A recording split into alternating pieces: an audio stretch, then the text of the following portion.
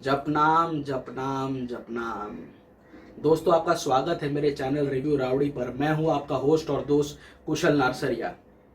आज मैं इस वीडियो में रिव्यू करने वाला हूं MX original web series Aashram का, starring Bobby Deol, Chandan Roy Sanyal, Anupriya Goenka, Tridha Choudhury, Darshan Kumar and Sameer Kochhar in prominent roles. इनके अलावा एक छोटे से कैमियो अपीयरेंस में अध्ययन सुमन भी है। और ये वेब सीरीज डायरेक्ट की है प्रकाश झा सर ने, प्रोड्यूसर भी है वो इसके। इसकी स्टार्टिंग में ये इसका सीजन 1 है आश्रम का। टोटल 9 एपिसोड्स हैं इसके। हर एक एपिसोड ऑलमोस्ट 45 मिनट्स का है। लेकिन पहले एपिसोड के पहले ही स्लाइड में स्क्रीन पर एक डिस्क्लेमर दिया गया है कि इस वेब सीरीज में प्रेजेंट की हुई हर एक चीज काल्पनिक है, एक फिक्शनलाइज स्टोरी है। लेकिन इसमें जो प्रोटैगनिस्ट है, जो की कैरेक्टर है बाबा निराला का, जिसका किरदार निभाया है बॉबी देओल ने, उनका बाबा निराला का जो किरदार है, आज तक आज़ादी के बाद हमारे देश में जितने भी फर्जी बाबा पकड़े गए हैं, किसी न किसी सेक्स रैकेट में, किसी न किसी हवाला ट्रेड में, किसी न किसी 2 नंबर के धंधे में, उनकी पूरी जीवन कैसा व्यतीत हुआ है, उन फर्जी बाबाओं का, उनके जीवन से इन्फ्लुएंसेस लेकर आप बाबा निराला में जोड़ सकते हैं। काफ़ी रिलेटेबल कैरेक्टर लगता है। जो बाबा निराला की हरकतें इसमें दिखाई जाती हैं, जो चीज़ें आप स्क्रीन पर देखते हैं, कुछ भी नया नहीं लगता है। ऐसा लगता है कि कोई ना कोई न्यूज़ चैनल पर, कोई ना कोई न्यूज़पेपर में हमने ऐसी चीज़ें, ऐसी वारदातें ज़रूर पढ़ी है। लेकिन up to a very great extent ये वेब सीरीज, बाबा निराला का कैरेक्टर काफ़ी हद तक इंस्पायर्ड है हरियाणा के डेरा सच्चा सौदा के चीफ गुरमीत राम रहीम सिंह इंसान के कैरेक्टर से।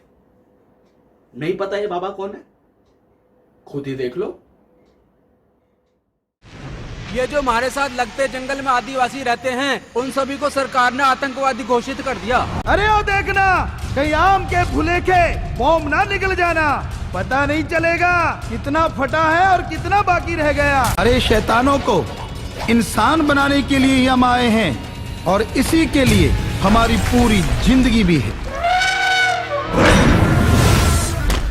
हाँ, यही वाला बाबा, यही वाला बाबा। ये इस बाबा से इसीलिए रिलेटेड है क्योंकि राम रहीम सिंह इंसान, जो भी इंसान है, ये कोई नेशनल लेवल बाबा नहीं है। ये ओशो, श्री श्री रविशंकर जैसे कोई माने जाने माने बाबा, दुनिया भर के फॉलोअर्स वाला बाबा नहीं है। इसका जो भी इन्फ्लुएंस है, जो भी फैन फॉलोइंग है, जो भी फॉलोअर बेस है, सब कुछ पंजाब और हरियाणा स्टेट में ही रिस्ट्रिक्टेड है। इस वेब सीरीज में भी बाबा निराला का जो भी प्रकोप है, जो भी आश्रम उनके बने हुए हैं, जो भी फॉलोअर्स हैं, जिन भी पॉलिटिकल सीट्स पर उनका इन्फ्लुएंस है, सब कुछ, everything is restricted to the state of Haryana. ये एक कॉमन लिंक है बाबा निराला में और बाबा इंसान में।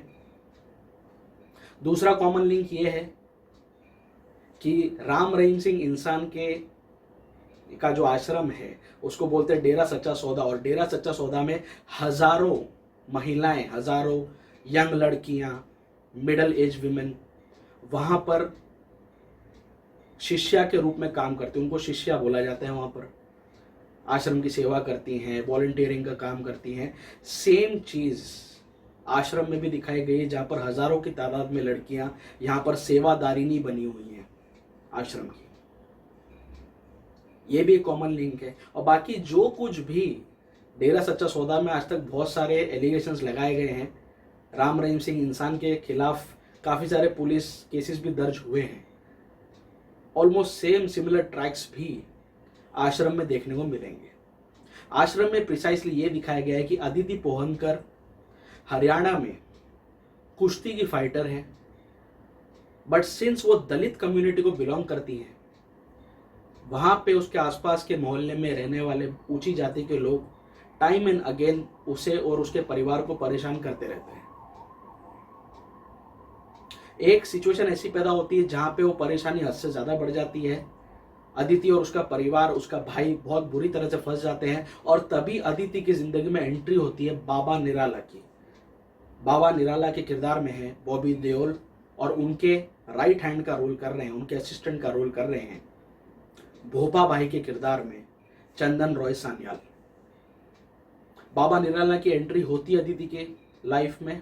वो अदिति और उसके पूरे परिवार वालों को बचाते हैं, जिस वजह से बाबा का ये इन्फ्लुएंस देखकर, बाबा की ये ह्यूमंगस फैन फॉलोइंग देखकर अदिति काफ़ी ज़्यादा इंप्रेस हो जाती है। अपने परिवार वालों को मना कर, उनसे झगड़ा वगैरह करके वो डिसाइड कर लेती है कि अपनी पूरी ज़िंदगी बाबा निराला के नाम पर ही कर लेगी। That is the reason she shifts her base from her college, from her office, सब कुछ छोड़ छाड़ कर, अपना घर छोड़ छाड़ कर, सब कुछ छोड़ के वो बाबा के आश्रम में आके बस जाती है। चीज़ें यहीं से टर्न हो जाती है जब अदिति शिफ्ट कर जाती है इस आश्रम में, और उसके बाद इस आश्रम से जुड़ी कई सारी परतें, कई सारे डार्क सीक्रेट्स पर से धीरे धीरे करके पर्दा उठना शुरू हो जाता है। सो टेक्निकली ये वेब सीरीज देखने लायक तो है ही, लेकिन चूंकि ये लॉन्ग फॉर्मेट फिल्म मेकिंग है, लॉन्ग फॉर्मेट स्टोरी टेलिंग है, हम लोग काफ़ी नए हैं। हमारे फिल्म मेकर्स, पूरा बॉलीवुड, पूरी कंट्री इस फॉर्मेट में अभी भी यूज टू नहीं हुए हैं। That is the reason I can not blame Prakash Jha sir completely for this. He is a season director. ये फॉर्मेट उनके लिए नया है। डिजिटल मीडियम के लिए मूवी बनाना, वेब सीरीज बनाना खाने का काम नहीं है, बिकॉज यहाँ पे आपको नहीं पता कौन सी ऑडियंस कहाँ बैठ के आपका कंटेंट देख रही है और कब देखेगी। प्रकाश झा सर ने बहुत ही डिसहार्टनिंग डेब्यू किया था डिजिटल परीक्षा से। ZEE5 पे उन्होंने मूवी बनाई थी 1.5-2 घंटे की, परीक्षा बहुत ही बेकार फिल्म थी अनफॉर्चुनेटली। बट आश्रम में उनकी पकड़ काफ़ी ज़्यादा सधी हुई लगी। लेकिन ये 9 एपिसोड की सीरीज है, जिसमें से स्टार्टिंग के 5 एपिसोड सिर्फ और सिर्फ बाबा निराला के महिमा मंडन में ही वेस्ट किए गए।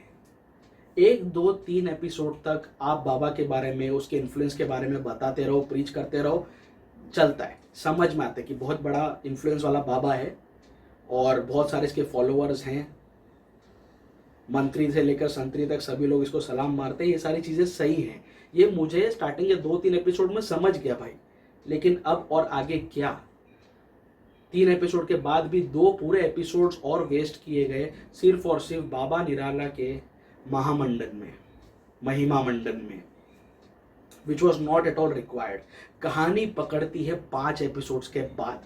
6ठे एपिसोड के स्टार्ट से लेकर 9वें एपिसोड के अंत तक ये वेब सीरीज ज़रूर देखने लायक है। जब बाबा के पूरे हिस्ट्रियोनिक से निकलकर कहानी का फोकस आश्रम के कोर इश्यूज पर पहुंचता है, जिस तरह की धांधलेबाजी अंदर चल रही है, जिस तरह का बाबा का पास्ट रहा है, बाबा का ओवरऑल कैरेक्टरिस्टिक्स कैसा है।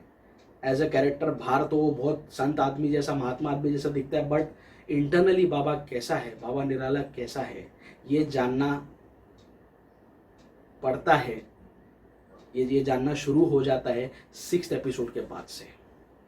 As an audience I started getting more and more engrossed in the overall narrative only after the 5th episode.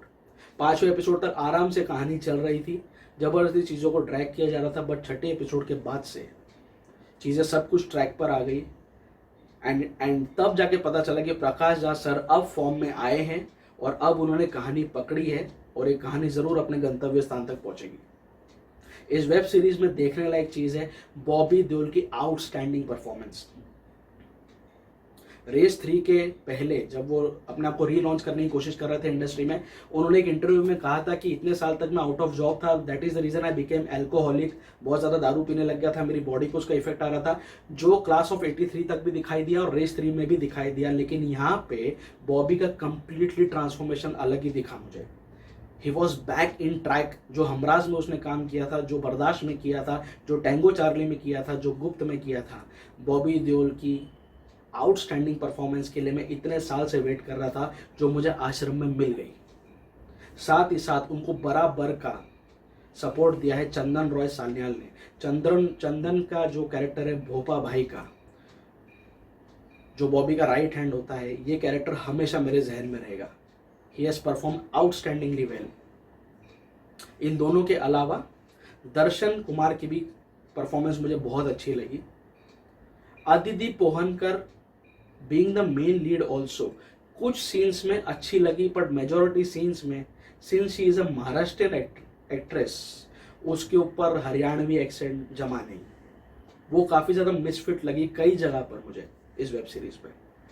दूसरा, परफॉर्मेंस वाइज त्रिधा चौधरी ने भी बहुत ही कमाल काम किया है। त्रिधा चौधरी अदिति की भाभी का रोल करती है। शी इज़ अ प्रोस्टिट्यूट और उनका ज़बरदस्ती विवाह वगैरह करा दिया जाता है आश्रम में। सो उनका काम भी बहुत अच्छा है। Specific mention of the scene जब त्रिधा चौधरी कन्फ्रंट करती है बाबा निराला को, बॉबी देओल और त्रिधा के बीच में जो भी वार्तालाप होती है, जो कन्फ्रंटेशन सीन है जो लास्ट एपिसोड में आता है, that scene is simply outstanding. वो सीन ने मुझे गूस बम्स दे दिए, इतना बेहतरीन तरीके से वो शॉट किया गया है। सो परफॉर्मेंस वाइज मोर और लेस समीर कोचर का भी काम अच्छा था। अध्ययन सुमन का एक कैमियो टाइप अपीयरेंस था, एक पॉप सिंगर टाइप कैरेक्टर बताया उसको, काफ़ी लास्ट आता है 7th या 8th एपिसोड में उसकी एंट्री होती है। बट मुझे लगता है कि इसका जो सेकेंड पार्ट आएगा, ये सीजन क्लिफ हैंगर पे छोड़ा गया है, पूरी कहानी खत्म नहीं हुई है 9 एपिसोड्स में। तो जो सेकेंड सीजन आएगा, ये जो सेकेंड पार्ट आएगा इस सीजन का, उसमें शायद अध्ययन के कैरेक्टर को और ज़्यादा बोलते हैं ना ग्रेविटास मिलेगा और ज़्यादा बैकग्राउंड मिलेगा। बट ऊपर से सतही तौर पर अध्ययन का काम मुझे अच्छा लगा। बहुत छोटी सी परफॉर्मेंस दी इस सीजन में उन्होंने, लेकिन तो भी वो अपनी छाप छोड़ने में सफल रहे। परफॉर्मेंस वाइज ज़्यादा किसी से मुझे शिकायत है नहीं। मुझे शिकायत है इसके स्टार्टिंग के 4-5 एपिसोड से, जो ज़बरदस्ती नैरेटिव ड्रैग हुआ। बाकी इसका background score and specially mentioning असुर के बाद ब्रीथ इनटू द शैडोज और उसके बाद आश्रम, ये 3 वेब सीरीज ऐसी लगी मुझे जिसका मुझे इंट्रो वीडियो, जिसका इंट्रो थीम मुझे बहुत ही उम्दा लगा। इसका जो इंट्रो वीडियो बनाया गया है, हर एपिसोड के स्टार्ट में आता है, जब वो नगाड़े बजने शुरू हो जाते हैं मेरे रोंगटे खड़े हो जाते हैं। मुझे इतना पसंद आया। वो इंट्रो वीडियो देखने लायक है, स्किप करने का मन नहीं करता, इतना एंगेजिंग बनाया है। So overall I like this web series. ये अच्छा फॉर्मेट था जो प्रकाश झा सर ने हमारे सामने रखा। खामियों में सिर्फ अदिति पोहनकर कहीं ना कहीं थोड़ी सी मिसफिट लगी, और दूसरा दर्शन कुमार और अनुप्रिया गोयनका की जो लव स्टोरी बताई, that was totally out of focus. उसकी ज़रूरत ही नहीं थी। अनुप्रिया गोयनका इसमें एक डॉक्टर के किरदार में, लेकिन वो डॉक्टर से ज़्यादा डिटेक्टिव लगती है पूरी सीरीज में। सो जस्टिफाई नहीं कर पाई अपने कैरेक्टर को, क्योंकि वो कैरेक्टर ग्राफ ही बराबर डिजाइन नहीं किया गया था। सो ये 2-3 खामियां हैं इस वेब सीरीज में, but still it is very much watchable. अगर आपने अभी भी नहीं देखी तो MX प्लेयर का तो फ्री सब्सक्रिप्शन है, उसमें कोई पेड वगैरह कुछ भरना नहीं, कोई साल की मेंबरशिप है नहीं फिलहाल तक। बट वही बात है, इसके लिए आपको फिर बीच में जो एडवर्टीजमेंट्स आएंगे, फोर्स एडवर्टीजमेंट्स सीरीज के बीच में ही, एपिसोड के बीच में ही, वो आपको झेलने पड़ेंगे, उसमें और कुछ नहीं कर सकते। और इसमें प्रकाश झा सर कहीं ना कहीं मुझे रिस्ट्रिक्टेड लगे, क्योंकि MX प्लेयर इस पे पैसा लगा रहा था, वो लोग ये कंटेंट खरीद रहे थे, तो शायद उन्होंने बेंचमार्क रख दिया होगा कि भैया जैसे हमारी दूसरी वेब सीरीज बनी है रक्तांचल, भोकाल, कोयलांचल, जो कुछ भी बनाया उन्होंने, जो लिटिल बिट मीडियोकर था, लेकिन उसमें जबरदस्ती के जो सेक्स सीन्स डाले गए थे, वही चीज़ आश्रम में भी कंटिन्यू की गई है। 3-4 बहुत ही इंटीमेट, बहुत ही स्टीमी सेक्स सीन्स लिए गए हैं, which was not expected out of Prakash Jha sir. ये सीन्स की वजह से इसे एक B ग्रेड कैटेगरी की ट्रीटमेंट दी गई है, जो ज़रूरत नहीं थी। But again, sex cells. किसी महान पुरुष ने कहा था कि इंडिया में 2 ही चीज़ बिकती है, एक है शाहरुख खान, दूसरा है सेक्स। तो ये इसीलिए इन लोगों ने प्रकाश झा सर के ऊपर शायद डाला होगा रिस्ट्रिक्शन कि भैया थोड़े तो सेक्स सीन्स रखो, नहीं तो हमारी वेब सीरीज देखेगा कौन। But that is the reason, वो रिस्ट्रिक्शन की वजह से प्रकाश झा सर कहीं ना कहीं आउट ऑफ फोकस लगे स्टार्टिंग के 4-5 एपिसोड में, but after that he was back in the game. So overall मुझे इसकी नरेशन से, मुझे इसकी कहानी से कोई प्रॉब्लम नहीं है। एंटरटेनमेंट वैल्यू इसने मुझे दी। मेरा टाइम जो इन्वेस्ट मैंने इसके ऊपर किया, that has paid of. But still my ratings will differ for 2 halves of this season.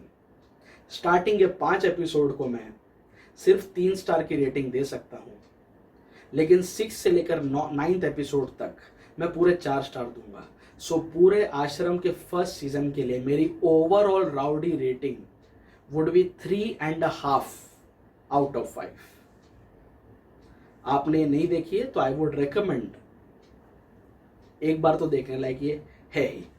इसके सेकंड सीजन का मुझे बेसब्री से इंतजार है. मैं देखना चाहता हूं कि ये कहानी में और क्या क्या लूप होल्स है, या और क्या क्या बोलते हैं ना कैचमेंट एरियाज है, और ये कहानी किस ओर बढ़ती है, और क्या क्या बाबा निराला से रिलेटेड हम लोग देख पाएंगे. सो आपको आश्रम पर मेरा रिव्यू कैसे लगा प्लीज नीचे कमेंट बॉक्स में जरूर मेंशन करना. आप लोग मेरे चैनल पर अगर नए हो तो प्लीज मेरे चैनल को सब्सक्राइब कर लो. सब्सक्राइब करने के साथ साथ जो बाजू में बेल आइकन है उसको भी दबा दो, ताकि जब भी मैं अपना कोई नया वीडियो, कोई नया रिव्यू अपलोड करूं, आपको तुरंत उसका नोटिफिकेशन मिल जाए. आप लोग मुझे फेसबुक, ट्विटर और इंस्टाग्राम सभी जगह पर फॉलो कर सकते हो. सभी जगह पर मेरे प्रोफाइल्स रिव्यू राउडी के नाम से ही है. The digital partner of this channel is 5 Havoc digital and the को ब्रांडिंग पार्टनर इज चाय पकौड़ा प्रोडक्शंस. बहुत जल्दी मैं आपके सामने फिर से रूबरू होऊंगा किसी ना किसी वेब सीरीज या ओरिजिनल मूवी के रिव्यू के साथ. सो मेरे साथ जुड़े रहिए, मेरे साथ कनेक्टेड रहिए. स्टे ट्यून्ड, स्टे फिल्मी एंड स्टे राउडी.